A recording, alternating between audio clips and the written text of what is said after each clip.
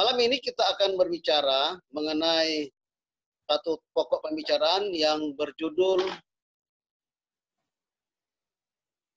kelihatan hidup tapi mati.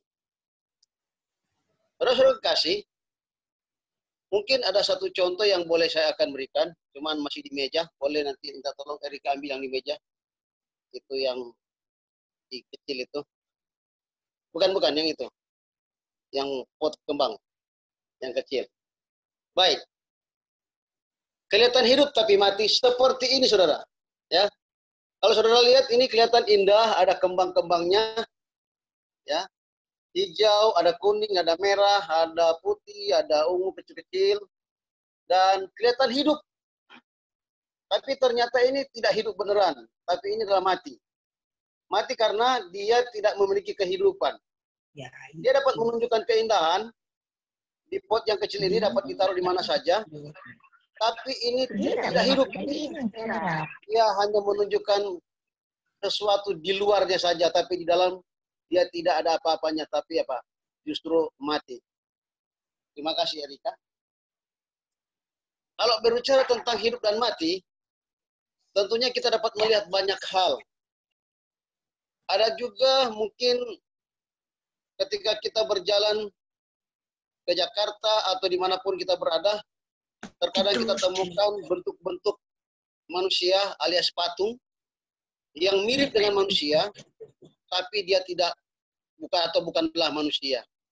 Atau bagi mereka yang sudah pernah pergi ke Thailand atau di mana yang ada namanya Madame Tussauds itu, ada patung-patung lilin tokoh-tokoh terkenal dunia yang ditirukan bentuk badannya sangat mirip, ya, tapi dia tidak hidup, dia mati.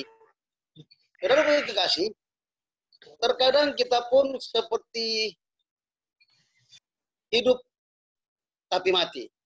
Tantangan bagi orang Kristen, khususnya umat Tuhan, orang Advent, gereja masih begitu yang mengaku umat Allah saat ini, apakah kita terlihat hidup tapi sebenarnya mati? Bagaimana kita mengetahui kalau kita ini hidup dan benar-benar hidup? Atau sebaliknya, bagaimana kita mengetahui bahwa kita ini sedang kelihatan hidup tapi ternyata kita mati? Dalam firman Tuhan yang terdapat di dalam kitab Wahyu, saudara boleh buka. Kitab Wahyu pasalnya yang ketiga, saya ambil kalimat bagian B-nya.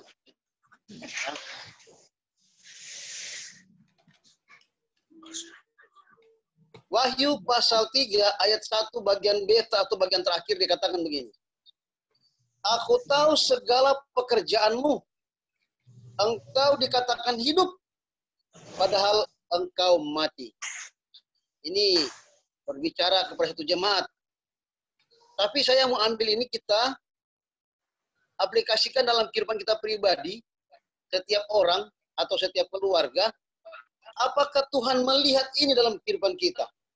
Tuhan melihat kita ini kelihatannya hidup, padahal Tuhan tahu kita ini apa? Sedang mati. Saudara, sangat ironis sekali bila mana sesuatu yang boleh kita katakan hidup, tapi ternyata kita sedang mati. Tantangan bagi kita, apa yang dapat kita peroleh dalam kehidupan ini supaya kita dikatakan hidup yang memiliki kehidupan? Karena boleh saja kita hidup, tapi kelihatannya di dalam kita lagi mati. Contoh, saya katakan, boleh saja kehidupan yang kita tunjukkan, kerohanian yang kita tunjukkan di luar kehidupan kita, sekarang ini menunjukkan apakah kita benar-benar adalah hidup dalam kerohanian. Kita kayaknya ketika kita dihalangi oleh tantangan yang saat ini sedang terjadi, oleh karena pandemik yang sedang terjadi, sehingga kita berusaha untuk menunjukkan kehidupan rohani kita. Bagaimana kalau tidak ada pandemik? Apakah kita akan tetap berkumpul seperti ini? Apakah kita akan memiliki kerinduan seperti ini?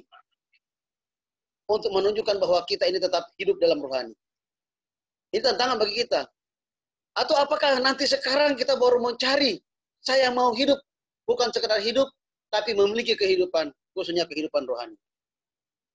Kata firman Tuhan dalam Roma pasal 14, ayatnya yang ke-8, berkata demikian. Sebab jika kita hidup untuk Tuhan. Dan jika kita mati untuk Tuhan. Jadi, baik hidup atau mati, kita adalah milik Tuhan. Beberapa waktu yang lalu, sudah pernah sering kita dengarkan. Berbahagia orang yang dikasihi Tuhan. Atau berbahagia orang yang mati di dalam Tuhan. Sekarang saudara kasih, apakah kita memiliki kesiapan kematian kita untuk Tuhan? Atau kematian kita tidak menjadi arti bagi Tuhan? Karena kehidupan kita hanya kelihatan dari luar yang indah saja, tapi di dalam tidak. Apakah kita benar-benar hidup? Dan ketika kita dibaptiskan, kita mengatakan kita sudah mati bersama Kristus. Dan apakah benar-benar kita mati bersama Kristus? Artinya, kalau mati bersama Kristus, kita meninggalkan semua kehidupan yang tidak berkenan kepada Tuhan. Sahabat, Rabu malam yang lalu, bukan Rabu malam, maksud saya, pada waktu tutup sabat, kita harus menunjukkan kehidupannya apa? Kehidupan yang memiliki pengharapan yang jelas. Dengan demikian, firman Tuhan juga berkata di dalam Yohanes, pasal yang ke-5. Yohanes 5 ayat 25. Apa dikatakan di sana? Saudara-saudara yang punya Alkitab boleh buka sendiri di rumah. Dia katakan begini. Aku berkata kepadamu, sesungguhnya saat akan tiba dan sudah tiba, bahwa orang-orang mati akan mendengar suara anak Allah, dan mereka yang mendengarnya akan hidup. Jadi ternyata kita harus mati dulu dalam kehidupan ini. Matikan kehidupan yang palsu. Matikan semua kehidupan yang hanya kamuflase. Istilah keren sekarang apa ya? Kalau dibilang istilah keren sekarang, hanya pencitraan. Ini tantangan buat kita semua. Baik para anggota jemaat, pengurus jemaat, anggota majelis jemaat, para pemimpin gereja, pendeta-pendeta juga termasuk di sana, kita semuanya. Apakah benar-benar kita sudah mati? Dan mati dalam Kristus mulai sekarang. Mati dalam Kristus ini adalah bukan tunggu kita habis napas. Bukan tunggu kita masuk dalam kubur. Tetapi kita mati harus sekarang adalah mati dalam Kristus sekarang. Bukan nanti. Karena orang yang dikatakan mati dalam Kristus adalah sudah menunjukkan kehidupannya bersama dengan Kristus. Jadi jangan tunggu kita mati. Atau orang yang kita lihat mati dulu baru dibilang apa? Berbahagialah orang yang mati dalam Kristus. Artinya, di balik kematian yang sudah dialami itu adalah sudah dia menunjukkan kehidupan bersama dengan Kristus. Ada sama-sama dengan Kristus. Jadi dia menjadi milik Kristus. Bagaimana dengan kita? Hidup kita apakah untuk Tuhan? Atau apakah hanya kehidupan ini yang kita lihat seperti untuk Tuhan? Tapi ketika kita mati bukan untuk Tuhan. Tantangan bagi kita, bahwa ketika kita memiliki kehidupan dengan Tuhan, kita katanya akan apa? Kita akan mendengar suara Tuhan setiap waktu.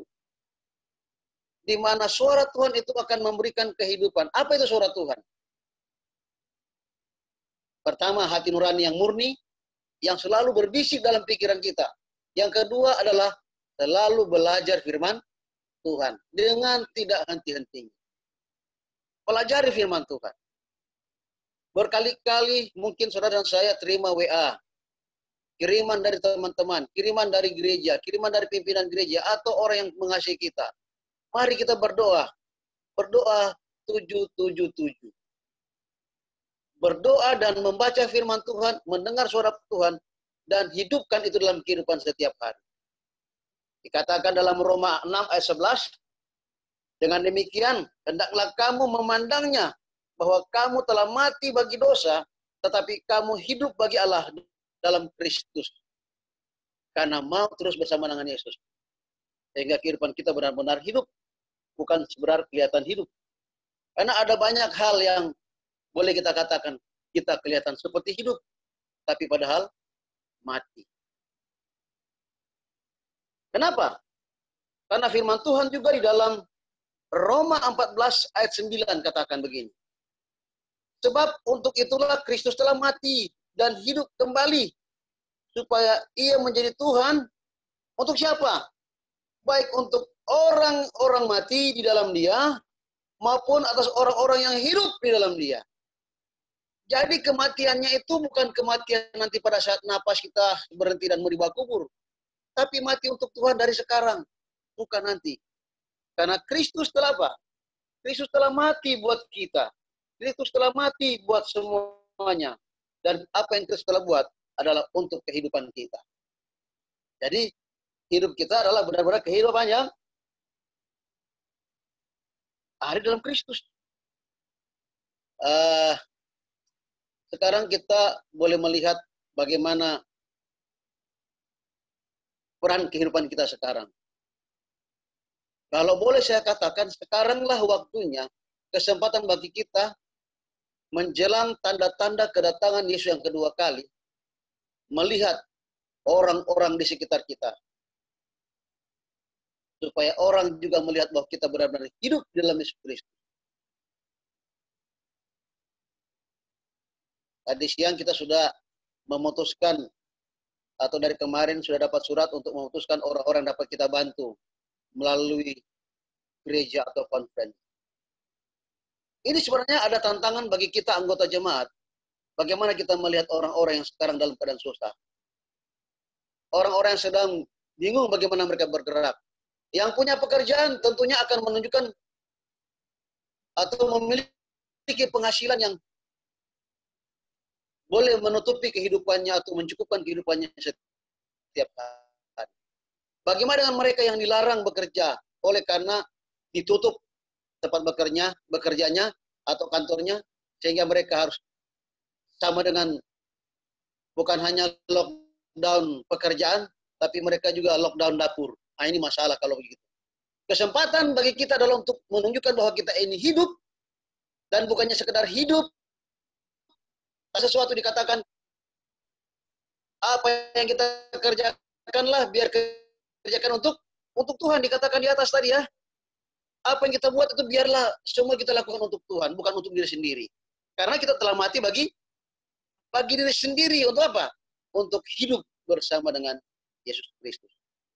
Akhir kata, dalam firman Tuhan, ayat 21, ya, firman Tuhan berkata, karena bagiku hidup adalah untuk Kristus, dan ya, benar-benar menunjukkan bahwa dia mati bagi Kristus. Dalam kehidupannya menunjukkan bahwa apapun yang dia dapat lakukan, dia lakukan untuk Kristus, untuk Tuhan. Nah, saudara kasih, ketika kita memiliki kesempatan seperti ini, mungkin saja boleh saya katakan sekarang ini Tuhan membuka kesempatan bagi kita untuk menunjukkan apakah benar-benar kita hidup, atau benarkah kita mati untuk Tuhan. Kiranya kehidupan kita bukan hanya kelihatan seperti kembang yang saya tunjukkan tadi, hidup yang menunjukkan kehidupan, yang memiliki kehidupan baik hidup maupun mati bagi Tuhan. Tuhan Yesus memberkati kita, semoga kita semakin hari semakin lebih setia kepada Tuhan. Saya bawa dalam nama Yesus. Amin.